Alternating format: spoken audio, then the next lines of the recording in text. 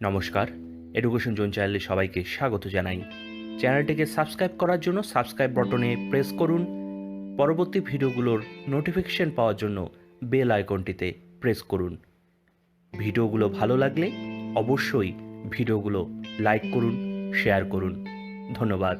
আজকে আমরা আলোচনা করব ABT higher secondary test paper 2020-2021 যে এডুকেশনের পার্টগুলো আছে সেই এডুকেশন পার্টগুলোর মধ্যে এসি 66 নাম্বার পেজে যে শর্ট প্রশ্নগুলো আছে সেগুলো সব শর্ট প্রশ্নগুলো আজকে আমরা আলোচনা করব।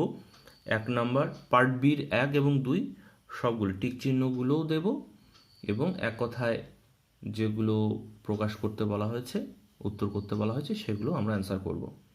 আপনারা ধৈর্য ধরে সম্পূর্ণ ভিডিওটি দেখবেন এবং এও বলে রাখি সঙ্গে সঙ্গে যদি কোনো অ্যান্সার আমরা দিতে ভুল করি আমরা ডেসক্রিপশন বক্সে কিন্তু আমরা অ্যান্সারগুলো ঠিক করে দিই। আপনারা অবশ্যই ডেসক্রিপশন বক্সটি খেয়াল রাখবেন এই ভিডিওটি দেখার সঙ্গে সঙ্গে। আর অন্যান্য ভিডিও লিঙ্কগুলো আমরা ডেসক্রিপশন বক্সে দিয়ে দিয়েছি। টেস্ট পেপার রিলেটেড যে সেটগুলো আমরা করছি তার একটা আলাদা প্লেলিস্ট তৈরি করেছি। সেই প্লেলিস্টের লিঙ্কটিও আপনারা ডেসক্রিপশন বক্সে পেয়ে যাবেন। সেই প্লেলিস্টে আপনারা যাবতীয় সব কিছু টেস্ট পেপার রিলেটেড সব ওখানে পেয়ে যাবেন। তাহলে আর সময় নষ্ট না করে শুরু করছি পার্ট বির 1 নাম্বার। কমন স্কুলের কথা কোথায় উল্লেখ করা আছে, কোন কমিশনে উল্লেখ করা আছে? কমন স্কুলের কথা বলা হয়েছে কোঠারি কমিশন। অ্যান্সার হবে সি। প্রোগ্রাম অফ অ্যাকশন গঠিত হয় কত সালে? 1992 খ্রিস্টাব্দে, 1992 খ্রিস্টাব্দে। অ্যান্সার হচ্ছে এ। 3 নম্বর কোন বিদেশি শিক্ষাবিদ বিশ্ববিদ্যালয় শিক্ষা কমিশনের সদস্য ছিলেন? বিদেশি বলা হয়েছে, এখানে কিন্তু দেশীয় না, বিদেশি শিক্ষাবিদ। তা বিদেশি শিক্ষাবিদ বিশ্ববিদ্যালয় কমিশন বা স্বাধীন ভারতের প্রথম শিক্ষা কমিশন বা রাধাকৃষ্ণন কমিশন যেটাই বলা হোক না কেন, তার মধ্যে বিদেশি শিক্ষাবিদ কে ছিলেন? এখানকার মধ্যে doctor J M Duff. Doctor J M Duff, A নাম্বারটা। 4 নাম্বার ডেলার কমিশনের প্রতিবেদনটি কী ছিল? Learning the treasure within. তাহলে উত্তর হবে B number, learning the treasure within, উত্তর বি। 5 নাম্বার ডেলার কমিশনের সুপারিশ অনুযায়ী শিক্ষার স্তর কয়টি বা স্তম্ভ কয়টি? 4টি স্তম্ভ। 6 নাম্বার কম্পিউটার সহযোগী শিখন কি? CAL, ক্যাল, উত্তর হচ্ছে এ নাম্বার। কম্পিউটারের স্থায়ী স্মৃতি কি? কম্পিউটারের স্থায়ী স্মৃতি বলা হয়েছে, যেহেতু স্থায়ী সেই জন্য হবে রম, ROM। যদি অস্থায়ী স্মৃতি হতো তাহলে হতো RAM, RAM। এখানকার উত্তর হবে এ নাম্বার, রম। গ্যাগনে বা গ্যাগনির মতে শিখনের শেষ স্তরটি কি? শিখনের শেষ স্তরটি হলো সমস্যা সমাধানের শিখন। আপনারা কমেন্ট বক্সে অবশ্যই কমেন্ট লিখে জানাবেন গ্যাগনের শিখন স্তরের সর্বপ্রথম স্তর এবং কাঠিন্যতার দিক থেকে সব থেকে সোজা যে স্তরটি সেটি কোনটি? আমাদের ডেসক্রিপশন বক্সে অবশ্যই লিখে আমাদের জানাবেন। আর এও বলে রাখি এই অপশনগুলোর মধ্যেই একটি অপশন উত্তর আছে। তাহলে এখানকার উত্তর কি হচ্ছে? সমস্যা সমাধানে শিখুন, উত্তর হচ্ছে ডি নাম্বার। নেক্সট 9 নাম্বার মনোযোগের একটি বাহ্যিক নির্ধারক কি? মনোযোগের একটি বাহ্যিক নির্ধারক হলো তীব্রতা। তাহলে উত্তর হচ্ছে বি। এখানে কিন্তু বাহ্যিক বলছে সেই জন্য হচ্ছে তীব্রতা। আপনারা কমেন্ট বক্সে লিখে জানান অভ্যন্তরীণ যদি নির্ধারক হতো তাহলে কোনটা হতো? এই অপশনগুলোর মধ্যেই কিন্তু আছে। অভ্যন্তরীণ যে নির্ধারক যদি থাকতো তাহলে এই অপশনগুলোর মধ্যেই যে কোনো একটা অপশন হতো, সেটা আমাদের ডেসক্রিপশন বক্সে কমেন্ট লিখে আমাদের জানান কমেন্টে। আর এই মনোযোগের একটা বাহ্যিক নির্ধারক কি হচ্ছে? উত্তর বি নাম্বার, তীব্রতা। নেক্সট 10 নম্বর অন্তর্দৃষ্টিমূলক শিখনের মূলত সম্ভব হয়। অন্তর্দৃষ্টিমূলক শিখন তখনই সম্ভব যদি সেই প্রাণীটি বুদ্ধিমান হয়। তাহলে উত্তর হবে বি নাম্বার, বুদ্ধির দ্বারা। 11 নম্বর রাশিবিজ্ঞানের একটি পরিসংখ্যার 12 হলে তার ট্যালি চিহ্নটি কি হবে? উত্তর হবে এ নাম্বার, উত্তর হচ্ছে এ নাম্বার। আমরা একটু কোশ্চেনটা দেখে নিচ্ছি, এখানে দেখা যাচ্ছিল না। তাহলে উত্তর হচ্ছে এ নাম্বার। তাহলে ট্যালি চিহ্ন দেওয়ার নিয়ম কি? 1 1 2 3 4, পরেরটা এইভাবে কেটে দেওয়া। তাহলে এটা হলো 5-এর সেট। তাহলে এটা একটা 5-এর সেট, এটা একটা 5-এর সেট, 5 5 10, আর এটা সিঙ্গেল দুটো, তাহলে হলো 12। তাহলে উত্তর হবে এ নাম্বার। 12 নাম্বার কোনটি কেন্দ্রীয় প্রবণতার পরিমাপ নয়? কেন্দ্রীয় প্রবণতা বা সেন্ট্রাল টেন্ডেন্সি। সেন্ট্রাল টেন্ডেন্সির মধ্যে পড়ছে মিন, মিডিয়ান, মোড। তাহলে এই মিন মিডিয়ান মোডের বাইরে কোনটি সেটাই জানতে চাওয়া হচ্ছে। তাহলে হচ্ছে পরিসংখ্যা বহুভুজ। পরিসংখ্যা বহুভুজ কিন্তু কেন্দ্রীয় প্রবণতা নয়। আবার বলছি, কেন্দ্রীয় প্রবণতা যদি আসে, কোনটা কোনটা কেন্দ্রীয় প্রবণতা? Mean median mode. Mean median mode হলো সেন্ট্রাল টেন্ডেন্সি বা কেন্দ্রীয় প্রবণতা। এই তিনটা বাদ দিয়ে যেগুলো থাকবে সেগুলোই হবে কেন্দ্রীয় প্রবণতা নয়। তাহলে এখানে কেন্দ্রীয় প্রবণতা নয়, উত্তরটি হচ্ছে পরিসংখ্যা বহুভুজ। উত্তর হবে বি নাম্বার। নেক্সট 13 নম্বর, কারিগরি শিক্ষার সঙ্গে সম্পর্কিত একটি সংস্থা। উত্তর হবে ডি নাম্বার, AICTE। 14 নম্বর, জাতীয় শিক্ষা বা ন্যাশনাল পলিসি অন এডুকেশন শিক্ষা কাঠামোটি কি? এর নাম্বার উত্তর হবে 10+2+3। এর আগের ভিডিওতে আমরা এই অ্যান্সারটা কিন্তু দিইনি, আপনাদের কমেন্ট বক্সে লিখতে বলেছিলাম, সবাই আপনারা সঠিক উত্তর দিয়েছেন। 10+2+3 এই উত্তরটি হবে 14 নম্বরটা, এ নাম্বার। থার্স্টনের বহু উপাদান তত্ত্বে এম বলতে কি বোঝায়? স্মৃতি, মেমোরি। থার্স্টনের বহু উপাদান তত্ত্ব, সেখানে এম শব্দ দিয়ে বোঝানো হয়েছে স্মৃতিকে বা মেমোরিকে। 16 নাম্বার, 8, 6, 10, 12, 9, 14, 4 স্কোরগুলোর গড় মান কত? গড় বার করতে বলা হয়েছে। সবগুলোকে যোগ করে যতগুলো সংখ্যা আছে ততগুলো দিয়ে ভাগ করলে যে উত্তর বেরোবে সেটাই হবে নির্ণেয় গড়। তাহলে উত্তর হচ্ছে 9 নাম্বার। 17 নাম্বার, জাতীয় বয়স্ক শিক্ষা কর্মসূচি কার্যকরী কবে হয়েছিল? সি নাম্বার উত্তর হবে 1978 খ্রিস্টাব্দে। 18 নাম্বার, শিক্ষার দ্বিতীয় স্তরটি কি? শিখনের দ্বিতীয় স্তরটি কি? শিখনের দ্বিতীয় স্তরটি হলো ধারণ বা সংরক্ষণ, আর শিখনের প্রথম স্তরটি হচ্ছে গ্রহণ, দ্বিতীয় স্তরটি হলো ধারণ বা সংরক্ষণ। 19 নাম্বার, আর টাইপ অনুবর্তনটি নামকরণ করেছেন স্কিনার। আবারও আপনাদের কমেন্ট বক্সে লিখে জানাতে বলছি, এস টাইপ অনুবর্তনটি কে দিয়েছেন সেটি কমেন্ট বক্সে কমেন্ট করে জানান। আর টাইপ অনুবর্তনটি হলো স্কিনারের দেওয়া, তবে এস টাইপ অনুবর্তনটি কার দেওয়া? আপনারা কমেন্ট বক্সে অবশ্যই কমেন্ট করে জানান, দেখি সর্বপ্রথম কে উত্তরটি সঠিক দিতে পারে। 20 নম্বর, মাধ্যমিক শিক্ষা কমিশন নির্ধারিত নিম্ন বুনিয়াদী শিক্ষার সময়কাল কত? 5 বছর। তাহলে উত্তর হচ্ছে বি নাম্বার। 21, নবোদয় বিদ্যালয় গঠনের সুপারিশ করেছিল কোন কমিশন বা কোন শিক্ষানীতি?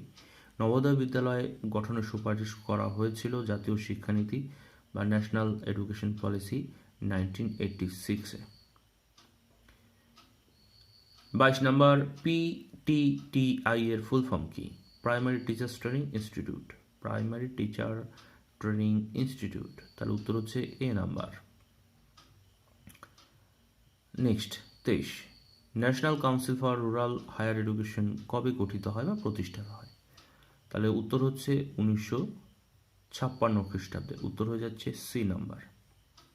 নেক্সট, সর্বশিক্ষা অভিযানের জন্য গঠিত হয় কি? সর্বশিক্ষা অভিযানের জন্য গঠিত হয়, এখানকার অপশনগুলোর মধ্যে যেটা সঠিক সেটা হলো ব্রিজ কোর্স।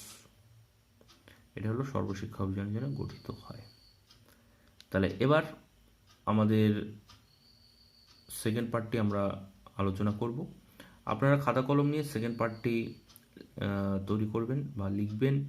আমি বলে যাব, এটির উত্তর কিন্তু মুখে বলবো, এটি কিন্তু আপনারা চাইলে কিন্তু লিখে নিতে পারেন। আমি আস্তে আস্তেই বলবো, আপনারা চাইলে পজ করে করে অ্যান্সারগুলো লিখবেন। তাহলে প্রথম যে প্রশ্নটি আছে সেই প্রথম প্রশ্নটি কি? আর আমি বলেই যাচ্ছি সব কিছু, কারণ বোঝানোর কোনো ব্যাপার নেই, আপনারা আগে থেকেই জানেন। তাহলে প্রথম প্রশ্নটি আছে, পাজল বক্স কি? পাজল বক্স উত্তর কি হবে? মনোবিদ থর্নডাইক তার পরীক্ষায় সমস্যামূলক পরিস্থিতি সৃষ্টি করার জন্য বিশেষ এক ধরনের যান্ত্রিক উপায়ে একটি উপকরণ ব্যবহার করেন, যাকে তিনি নাম দিয়েছিলেন পাজল বক্স। এই বক্সের একটি মাত্র বাহির পথ ছিল, আর সেই বাহির পথে সেই দরজাটা খোলার জন্য একটি ছিটকানি ছিল, ছিটকানিতে আটকানো ছিল। সেই ছিটকানিটা খুলতো একটা মাত্র সুইচ দিয়ে, যেটা বাক্সর মধ্যে ছিল। এই পুরো যে সেট আপটা যান্ত্রিক উপায়ে যেহেতু সেট আপটা তৈরি করা হয়েছিল, সেই জন্য এই বিশেষ বক্সটার নামকরণ করা হয়েছিল পাজল বক্স। মনোবিদ থর্নডাইক আমরা জানি মনোবিদ থর্নডাইক কিসের উপরে পরীক্ষা করেছিল? বেড়ালের উপরে পরীক্ষা করেছিল। ট্রায়াল অ্যান্ড এরর থিওরি, প্রচেষ্টা এবং ভুল তত্ত্ব যেটা আছে তিনি দিয়েছিলেন, মানে কে দিয়েছিলেন? থর্নডাইক দিয়েছিলেন। পাজল বক্স 2 নম্বর। আবার বলে দিচ্ছি যদি পাজল বক্স সম্পর্কে আপনাদের বুঝতে অসুবিধা হয়। মনোবিদ থর্নডাইক তার পরীক্ষায় সমস্যামূলক পরিস্থিতি সৃষ্টি করার উদ্দেশ্যে বিশেষ এক ধরনের যান্ত্রিক উপকরণ ব্যবহার করেন যাকে তিনি নাম দিয়েছেন পাজল বক্স। এই বক্সের একটি মাত্র বাহির পথ থাকে যা একটি ছিটকানিতে আটকানো থাকে। সেই ছিটকানিটা বক্সের ভিতরে একটি লিভার ছিল, সেই লিভারে চাপ পড়লে সেই বক্সটা খুলে যায়। এই যে যান্ত্রিক উপায়ে বাক্সটা তৈরি করা হয়েছে সেই জন্য এটা নামকরণ করা হয়েছিল পাজল বক্স। 2 নম্বর, স্পিয়ারম্যানের টেট্রা সমীকরণটি লেখো। স্পিয়ারম্যানের টেট্রা সমীকরণটি স্ক্রিনে দেখে নিন। এটা হলো টেট্রা সমীকরণ, স্পিয়ারম্যানের টেট্রা সমীকরণটি লেখো। সমীকরণটি হলো এটা। আপনারা সম্পূর্ণটা লেখাটা দেখে নিন, আশা করি আপনাদের সুবিধা হবে। আমরা নেক্সট প্রশ্নে চলে যাই। অথবা বুদ্ধির একটি বৈশিষ্ট্য লেখো। বুদ্ধির বৈশিষ্ট্য বলা হয়েছে। বুদ্ধির একটি অন্যতম বৈশিষ্ট্য হলো বুদ্ধি হলো ব্যক্তির একটি সহজাত বা মৌলিক ক্ষমতা যা অনুশীলন দ্বারা কার্যকরী হয়ে থাকে। নতুন পরিস্থিতিতে ও পরিবেশের সঙ্গে ব্যক্তিকে অভিযোজন করতে সাহায্য করে এই বুদ্ধি। আবার বলছি, বুদ্ধির একটি বৈশিষ্ট্য, বুদ্ধির একটি অন্যতম বৈশিষ্ট্য হলো বুদ্ধি হলো ব্যক্তির একটি সহজাত বা মৌলিক ক্ষমতা যা অনুশীলন দ্বারা কার্যকরী হয়ে থাকে। নতুন পরিস্থিতিতে ও পরিবেশের সঙ্গে ব্যক্তিকে অভিযোজন করতে সাহায্য করে এই বুদ্ধি। 3 নম্বর প্রশ্ন, সর্বজনীন প্রাথমিক শিক্ষার দুটো গুরুত্বপূর্ণ শিক্ষাগত সমস্যা আলোচনা করো। সর্বজনীন প্রাথমিক শিক্ষার দুটো শিক্ষাগত সমস্যা, এখানে বলছে শিক্ষাগত সমস্যা উল্লেখ করে দিয়েছে। শিক্ষাগত সমস্যার মধ্যে কি হবে? 1 নম্বর, শিক্ষার্থীরা প্রতিদিন নিয়ম করে বিদ্যালয়ে আসে না, অ্যাবসেন্ট থাকে। 2 নম্বর, দক্ষ ও পর্যাপ্ত শিক্ষকের অভাব। তার সমস্যা কি? শিক্ষাগত সমস্যা 1 নম্বর হলো শিক্ষার্থীরা প্রতিদিন নিয়ম করে বিদ্যালয়ে আসে না, এবং 2 নম্বরটি হচ্ছে দক্ষ ও পর্যাপ্ত শিক্ষকের অভাব আছে। 4 নম্বর, বয়স্ক শিক্ষা কাকে বলে? বয়স্ক শিক্ষা কাকে বলে? মনে রাখবেন, বয়স্ক শিক্ষা মূলত 15 থেকে 35 বছর বয়স্ক যারা তাদের প্রাথমিক শিক্ষাটা গ্রহণ করেনি বা কোনো শিক্ষাই গ্রহণ করেনি তাদের জন্য যে শিক্ষা ব্যবস্থা সেটাই হলো বয়স্ক শিক্ষা, 15 থেকে 35 বছর বয়স্কদের জন্য। তা বয়স্ক শিক্ষা কাকে বলা হয়েছে? বয়স্ক নিরক্ষরদের জীবন দর্শন ও কাজকর্মের সঙ্গে সঙ্গতি রেখে আংশিক সময়ের ভিত্তিতে যে শিক্ষা দেওয়া হয় তাকে বয়স্ক শিক্ষা বলা হয়। আবার বলছি, বয়স্ক নিরক্ষরদের জীবন দর্শন ও কাজকর্মের সঙ্গে সঙ্গতি রেখে আংশিক সময়ের ভিত্তিতে যে শিক্ষা দেওয়া হয় তাকে বয়স্ক শিক্ষা বলা হয়। বয়স কত? 15 থেকে 35 বছর বয়স, তাদের যে শিক্ষা সেটি হলো বয়স্ক শিক্ষা। অথবায় 4 অথবায় আছে DIET ফুল ফর্ম জানতে চাওয়া হয়েছে। ডায়েট, DIET, ডায়েট যেটাকে বলা হচ্ছে। District institute for education and training, district institute for education and training. আবার বলছি, district institute for education and training. Next 5 নম্বর, শিক্ষাক্ষেত্রে অপচয় বলতে কি বোঝায়? শিক্ষাক্ষেত্রে অপচয় বলতে কি বোঝায়? শিক্ষাক্ষেত্রে শিক্ষা গ্রহণকালে অনেক সময় বারবার পরীক্ষা দেওয়ার পরেও শিক্ষার্থীরা ফেল করে, বা অনেকে আছে কিছুদিন পড়ার পরে শিক্ষা শেষ না করে সে পড়াশোনা ছেড়ে দেয়, সেটাকেই বলা হচ্ছে অপচয়, ড্রপ আউট যেটাকে বলা হচ্ছে। ফেল করা, বারবার ফেল করা এবং ড্রপ আউট স্টুডেন্ট যদি হয় তাহলে সেটাকে বলছে শিক্ষাক্ষেত্রে অপচয়। 6 নম্বর, হার্ডওয়্যার ও সফটওয়্যারের মধ্যে পার্থক্য লিখুন একটি। সফটওয়্যার হলো কম্পিউটারের যন্ত্রগুলোকে তথা হার্ডওয়্যারকে চালানোর জন্য প্রয়োজনীয় বিশেষ কিছু প্রোগ্রাম।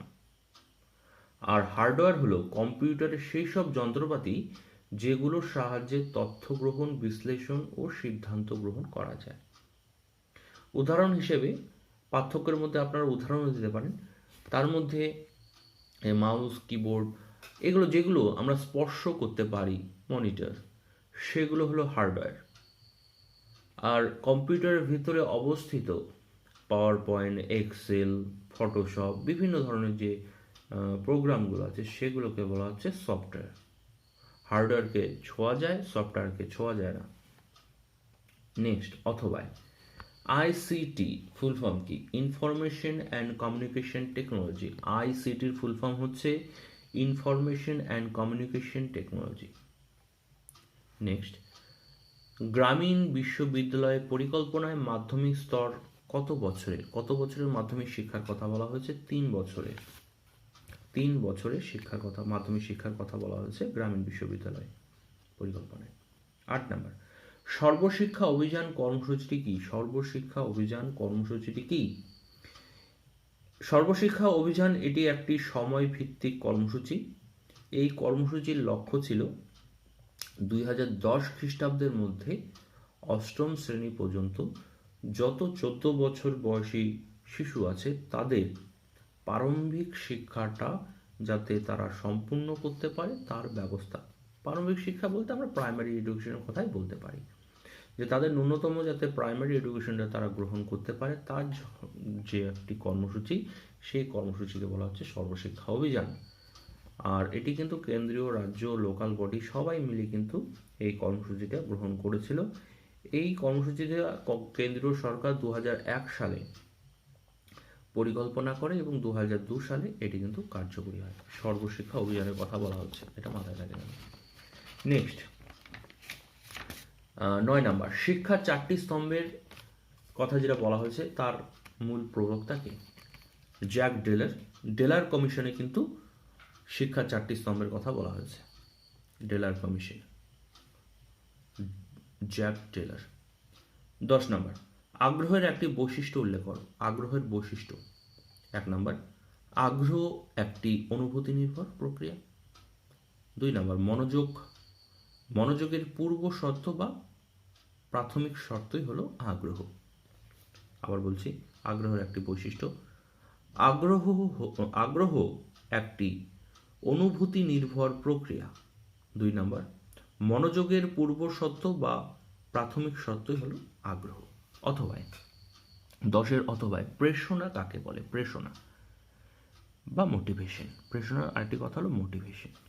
তা প্রেরণা হলো এমন একটি মানসিক প্রক্রিয়া যা ব্যক্তির অভ্যন্তরীণ কর্মেও উদ্দীপনাকে উদ্দেশ্যপূর্ণভাবে সম্পন্ন করার জন্য তার মধ্যে একটি তাগিদ সৃষ্টি করে এবং তার সঠিক পথে পরিচালনা করে।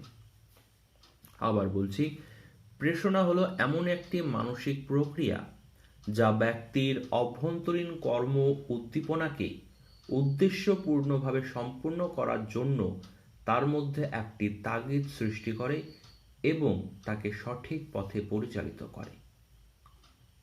এটা হলো প্রেরণা সংজ্ঞা। 11 নম্বর। 11 নম্বর প্রশ্ন কি বলা হয়েছে? রামমূর্তি কমিটি কেন গঠিত হয়? রামমূর্তি কমিটি। তার রামমূর্তি কমিটি মূলত গঠিত হয়েছিল 1986 খ্রিস্টাব্দের যে জাতীয় শিক্ষানীতি, ন্যাশনাল এডুকেশন পলিসি বা ন্যাশনাল পলিসি অন এডুকেশন যেটা দেওয়া হয়েছিল, তার পুনরায় বিবেচনার মাধ্যমে বা সংশোধন করার জন্য যে রিভিউ কমিটি গঠন করা হয়েছিল, সেই রিভিউ করার জন্যই কিন্তু এই রামমূর্তি কমিটি গঠন করা হয়েছিল। তার সভাপতি ছিলেন আচার্য রামমূর্তি। সেজন্য এই কমিটিটির নাম হয়েছে রামমূর্তি কমিটি। কি উদ্দেশ্যটা কি ছিল? মূলত 1986 সালে যে জাতীয় শিক্ষানীতি তার রিভাইজড করা, পুনরায় সংশোধন করা, তার জন্য রামমূর্তি কমিটি গঠন। নেক্সট, 12 নম্বর, ইউজিসি কথাটি কোন শিক্ষা ব্যবস্থার সঙ্গে যুক্ত? UGC, university grand commission. University grand commission ইউজিসির ফুল ফর্ম। তা ইউনিভার্সিটি মানে আমরা জানি বিশ্ববিদ্যালয়, বা ইউনিভার্সিটি, তাহলে উত্তর কি হবে? বিশ্ববিদ্যালয় শিক্ষার সঙ্গে সম্পর্কযুক্ত হলো ইউজিসি। ইউজিসির ফুল ফর্ম কি? University grand commission.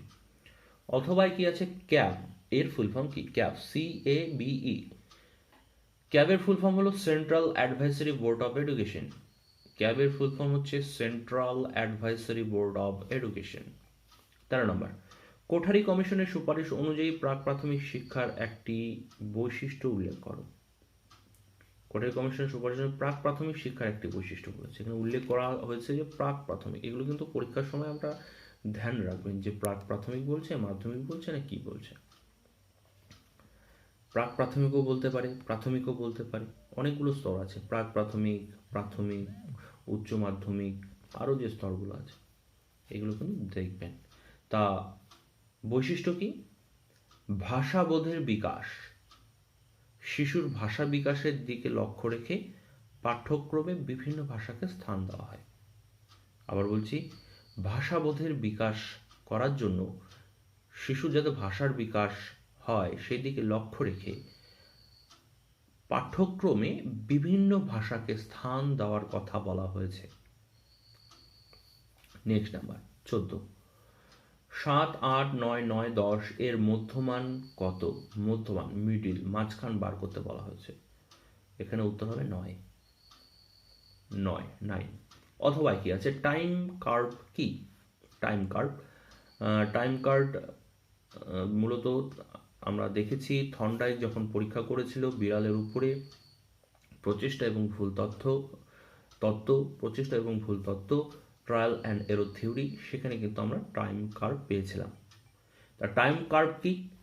থর্নডাইক পুনরাবৃত্তির সময়কে লেখচিত্রের সাহায্যে পরিবেশন করেন। পুনরাবৃত্তির সংখ্যা বাড়ার সঙ্গে সঙ্গে এই লেখ ক্রমশ নিচের দিকে নেমে আসে, একেই বলা হয় টাইম কার্ভ। তার মানে কি? বিড়ালের খাঁচার ভিতর বা পাজল বক্সে যখন বিড়ালকে আমরা ঢুকে দিচ্ছি, ক্ষুধার্ত বিড়ালকে, সেখানে যে দরজা দিয়ে আটকানো ছিল সেই দরজাটা একটা সুইচের দ্বারা খুলতো। তা বিড়ালটাকে যখন আমরা খাঁচার ভিতরে ঢুকে দিচ্ছি তখন কি করছে? বিড়ালটা বাইরে বেরিয়ে আসার জন্য, ইতস্তত ঘোরাফেরা করার জন্য ছোটাছুটি করছে এবং হঠাৎ করে সেই সুইচে ক্লিক করার সঙ্গে সঙ্গে সেই দরজাটা খুলে যায় এবং বিড়ালটি বাইরে বেরিয়ে এসে বাইরের মাছটা খায়।